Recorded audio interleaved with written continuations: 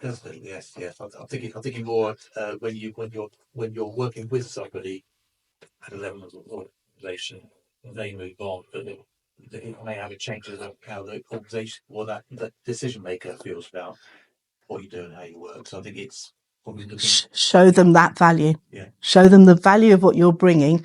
And actually, if you've got proven track record that you've already worked with them, you've got to go back and say, oh, let's say, for example, headshots. We did the full range this time last year, but you will have had some new intake, some leavers, some new people. Can we do a refresh and a top up? And for the ones that were off sick that particular day. And you just go in and you just keep offering your services. People are busy. You know, when we are buyers, how many times do we fob people off that are trying to sell to us? Because we're busy. That does not mean don't pick up the phone and just keep being persistent in a nice way. And we'll touch on that a bit later too. So you had your hand up. Can I just quickly add, going back to your question about people moving on?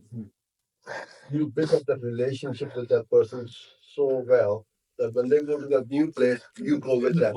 Yeah, right. I've had so many clients, they move on, then they say, I didn't use from Google Ads or whatever. So it's not a case, okay, I lost one, but then I'm staying with him, the same client. You're almost gaining. Yeah. Because you got the new one and the current one. Yeah. Sorry, I cut you short. I've got two questions. So one is, should you also be creating, you're talking about a client avatar, but should you also be creating like a ideal business avatar? So for that sort of scenario, so you know what kind of business you want to work with and problems you want to solve within that. That's one question. Yep. And then the other question is around your point of going out to seek new clients versus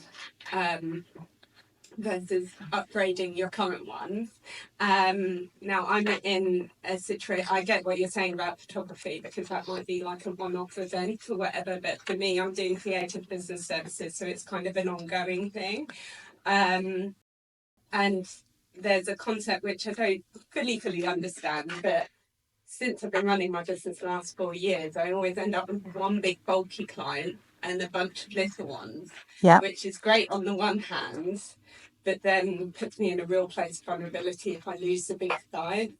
And so it's kind of that constant balancing act between, people talk about the 20% rule and that side of things.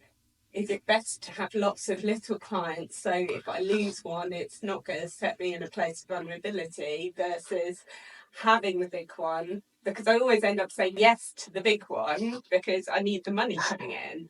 But then I'm always aware throughout the process of working with them, if I lose this, then I'm really screwed kind of thing, which is a horrible feeling to have. So how old is your business? 4 years. 4 years. So still quite new. I call it the toddler stage. We're still learning the habits of our business. And also, what specific creatives are you doing? So I do everything like email marketing, content creation,